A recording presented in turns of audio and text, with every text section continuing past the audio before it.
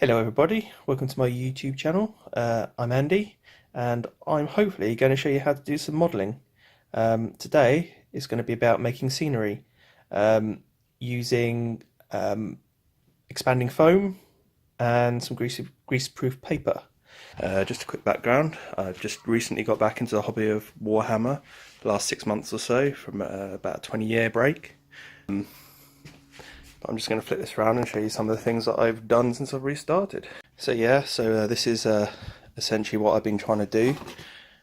Just using these cork mats and some jiggery pokery to try and even them out.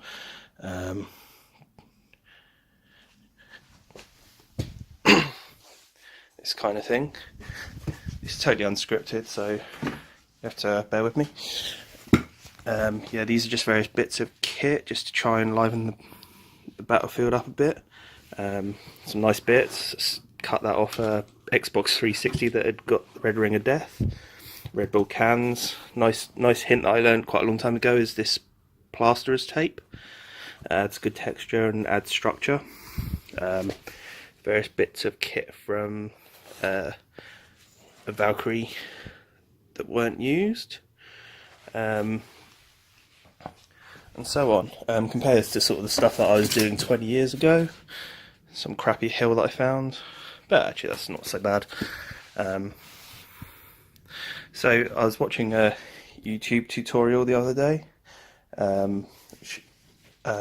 which I'll put details of in the clip, and it explained a cheap way of making scenery out of expanding foam. Now, this is kind of useful because frankly polystyrene is pretty annoying to buy in bulk, and it doesn't have the quantities, so I thought I'd give this thing a try. And as you can see, I've already had a go, and you can see that I have something approaching hills, I guess. But they look as if you can craft them and do whatever you want with them. So here we are, ladies and gentlemen. You'll have to excuse my sound of my washing machine in the background. Bloody noisy. Right, so this is the first piece I made. As you can see it from earlier, it's the one with the Xbox fan. So I never envisioned it being part of a larger piece, but I had this nice ridge around and I thought I could do something with that. So I then went on to make some more. So I planned the whole piece then afterwards with an extra three bits. So afterwards it was planned as a piece. This didn't quite work out as expected because I was going to have some kind of clever visage or a great run clean one kind of thing there. And actually the original concept of this was going to be, how are the Death Corps of Krieg made? And I kind of thought it would be quite fun to explore the idea that perhaps, you know, they were made in some sinister way with green slime afterwards, because there's an awful lot of them and there's an awful lot that die. That can't be normal. But anyway, so this is like some kind of Nurgle summoning water concept thing. I figured carry on the theme, make it all green and slimy, so it's some kind of sludge pool.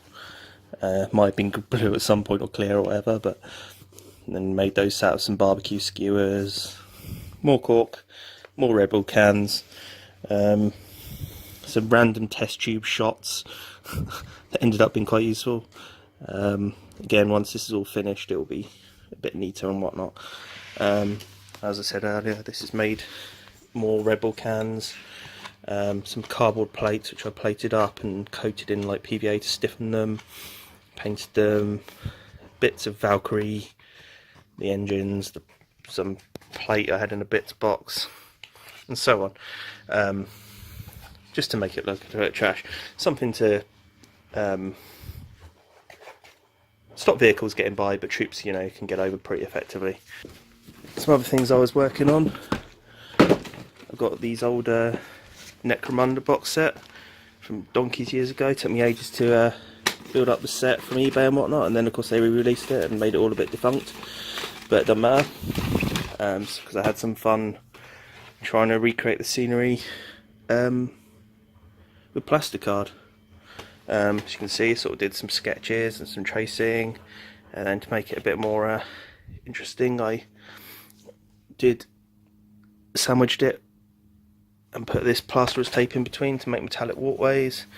It's still in obviously well in planning phase, but once I've done it, it should be, you know, pretty similar to this stuff. So that was a prototype. So yeah, it's just seeing the light a bit better there.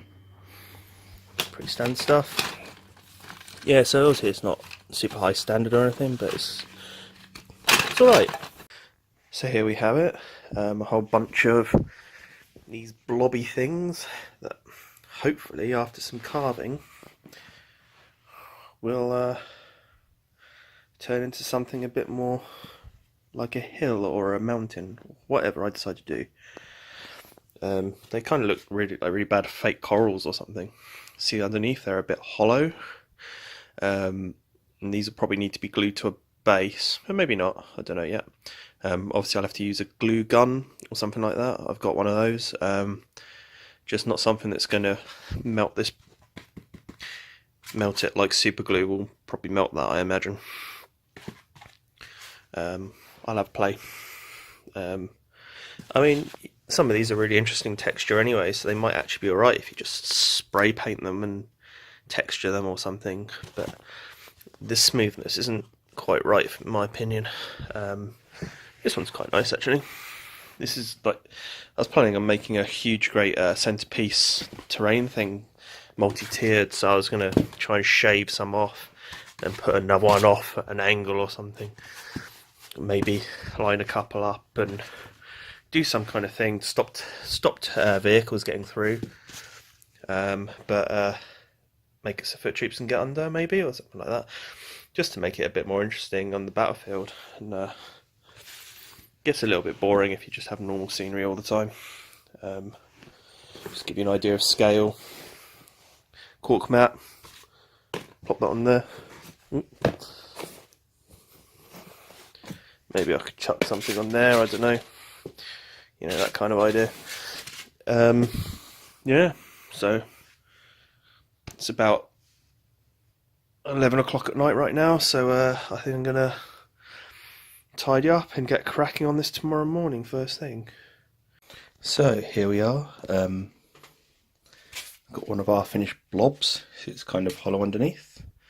One of the things I noticed, it's kind of gone bulbous at the bottom, not entirely unexpected, so just a quick explanation. So basically it's, if I do a quick sketch here, it's just, even though it's a flat ground, what's actually happened is it's actually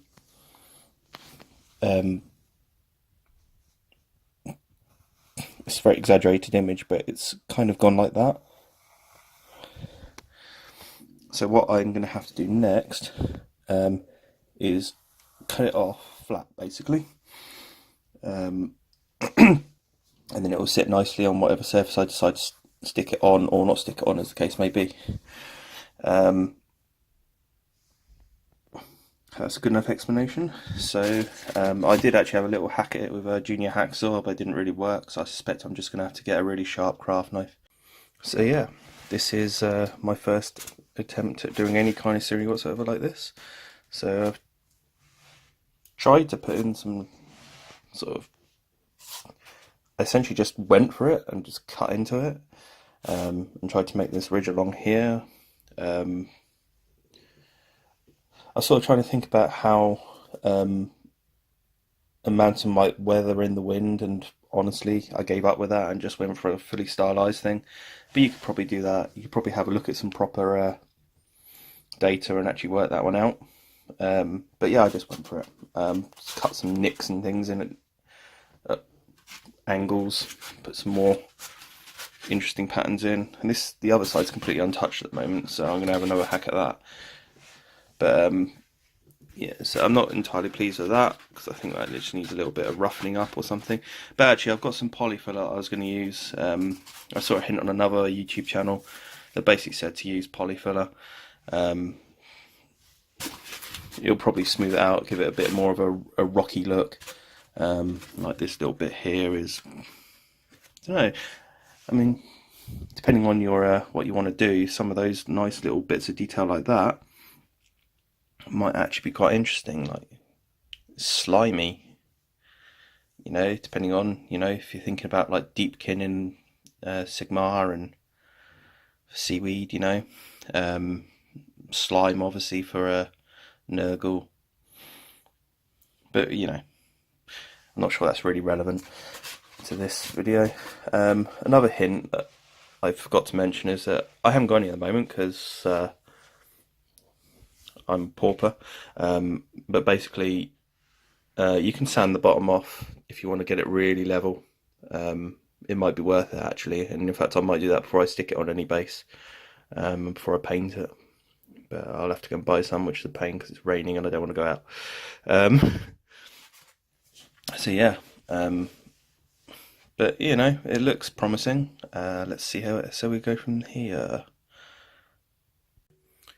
So that's the bit you'll recognise.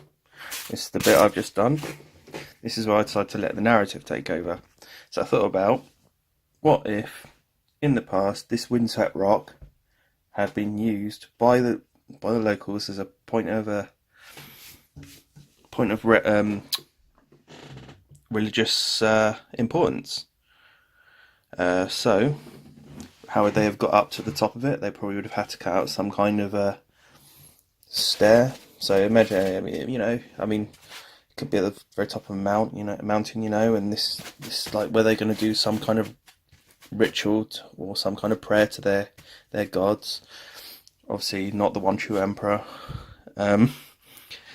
So they would have carved some rocks out. So it just did some basic cutting out, and it's dead simple. These blades really do make it easy, and it's actually easier than cutting normal polystyrene. So I actually really like this to work with. Cut a big chunk out of there just because I thought it would be nice to have make it look a bit more rocky like that. And I may do something to this end because it's looking a bit rough. But there you go. So that's my basic bit. And so once I get some polyfiller in it, and you can see we've got some proper holes now that need polyfiller. Put a finger in there, and it'll probably be great.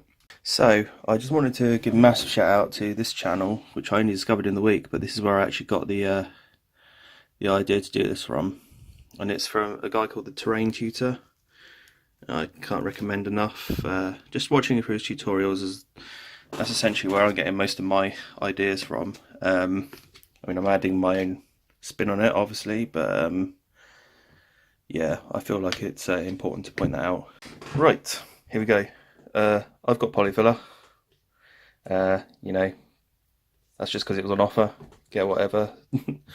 I've seen people do this with PVA glue on various tutorials. I'm using polyfiller because basically I like the idea of the effect on it. It's you know, it's going to make it more rocky, I guess, a more rocky idea. But the idea is you just want to seal it all up, fill in holes, and you know, use some artistic license. Right, so here we are, completely polyfillered over. It's really quite a nice finish actually. Looks very rocky and pretty nice. Just a quick reiteration of why you're actually putting the polyfiller on. And in fact, you can use PVA glue, watered down or whatever thickness you like. The reason is purely because anywhere you cut, you're going to get this bubble finish. Like this, you're not going to be able to paint on that. It's going to look crap as well, even if you do paint on it somehow. So yeah, you need to fill it with something, and you know, you force the polyfiller into all these little pockets and it makes it flush basically. So yeah, onto what I've done. I've covered it entirely over polyfiller. Some places are thinner than others. I don't know if you need to do that. It dries pretty quick, but I'm going to have to give it a while to dry. Okay, so here we go. It's dried. It's looking pretty cool. Some nice textures. However, I did decide it was probably worth the effort of going out and spending a couple of quid on the sandpaper. Thankfully, decent amount of Tesco for dirt cheap, so that's good. So yeah, my next step is just going to be sand off the bottom, and I'm going to think about base coating it. So here we go, I've attached it to a base, glued it on, glue gun. I noticed that actually it was so massively different in height that I've actually stuck a bit of board underneath, which I will then build up around with dirt and stuff to make it look as if it's actually not raised up at all. Right, so here we are. I've stuck it onto a cork mat.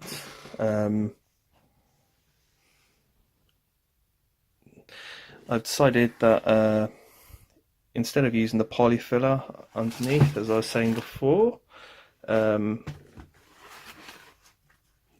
basically I'm going to just use PVA glue, maybe water down a little, don't know, and build it up with some flock and maybe some stones if I've got some. Can't remember if I do or not. Yeah, maybe put some flocking in some of these bits to try and add a bit more texture. Some nice little holes in there, and then yeah, it's going to add a bit of time to the drying, but I think it's probably worth it. So yeah, so I've done a bit of the work I was saying I was going to do. Still got to wait for it to dry, but you can see I've just liberally sprinkled flock around with a bunch of PVA glue.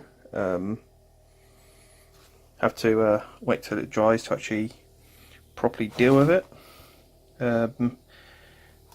But yeah, it seems so good. I made a few more little carving bits just for a trial, really, because I want to see what PVA glue works like as a sealant on this foam. So I've hacked out a bit on the stairwell, added a bit of glue in some of the crevices and a little bit over the top, and I've flocked it. So when this is actually base coated, obviously all that will be covered, so ignore the horrendous greenness of it. So whilst we're waiting for this to dry, you can enjoy some Street Fighter 5, but actually what I want to do is think about my next piece. Now, I've got that. Now, I don't want a big blobby thing like that on the battlefield, as much as I thought it might be a good idea to start with. I'm just not convinced. But what I do want is I want some arches. So I'm going to start sketching out some ideas to turn this, chopped up, there's no two ways about it, into something completely different. I just want to see how feasible it is, how hollow this is. You can see I've still got some beautiful paper stuck in it. See some big air holes and things, but you know, it might be okay with a bit of polyfiller. Might be able to turn this into something a bit more spectacular. Right, so here we are, resuming from where we left off. I've got my bit of scenery, and I've got some acrylic paint. I'm not sure what it's like, just had it lurking around my collection. It's just some kind of grey. Just going to go on the basis that I'm going to start off grey and then build up on colours from there. So here we go. Simple paint, wasn't actually too tricky. I might have been tempted to do a darker colour to start with so that you can build up the shades a bit easier, but I might be able to just shade in some of the areas that I want darker with a bit of wash. So here we are, here's the results of all three of my paintings today. So we've got the moon landing rock, we've got the weathered little altar as I like to imagine it, but who knows what that'll turn into. And then we have this one, which is the big arch, which is the one that I really want to get right. I've actually got two shades of base coat on there, mainly because I ran out of the first grey, but actually I quite liked it and decided to keep with it, so I think it'll make quite an interesting piece once it's fully painted. I will want to go over it and touch it up some more, and I'll probably put a base on each side of each limb of that. Just wasn't sure how I was going to do it. So yeah, here we go. Not bad for a day's work. I mean, yeah, sure, it's not a day's work, but I had a massive break to see my good friend and eat some Chinese food, which was nice. So this is just literally, I don't even want to know what the time is right now. Oh, 10:30. So it's only taken me half an hour actually to paint. No, an hour to paint all 3 of these with a base coat. So that's actually really good going. Yeah. So tomorrow, I hope to get this finished tomorrow. And then I can start thinking about editing all of my videos together to make some kind of, hopefully, useful tutorial. And then I can try and work on actually shading these pieces up and making them look like actual scenery instead of just a nice blob of brown. And don't get me wrong, this is perfectly acceptable if you, if you don't have a lot of time and you don't have a lot of money, because paints cost a lot. The only reason I managed to afford these is because I inherited a whole bunch of paints. So yeah, it's really quite exciting. So yeah, I mean, something like that looks quite effective on the battlefield like it as is. I mean, sure, I mean, I could do a bit of a neater job in places. It's really hard to get all the different angles. But yeah, you could use that on the battlefield as is, and I don't think that's particularly hard work. Again, tub polyfiller, about £5 off Amazon. The actual foam stuff that I used to spray was £6 off Amazon. I dare say you can get that way cheaper. I just did it for convenience. Yeah, so I think all in all, this is actually a pretty good way of making scenery.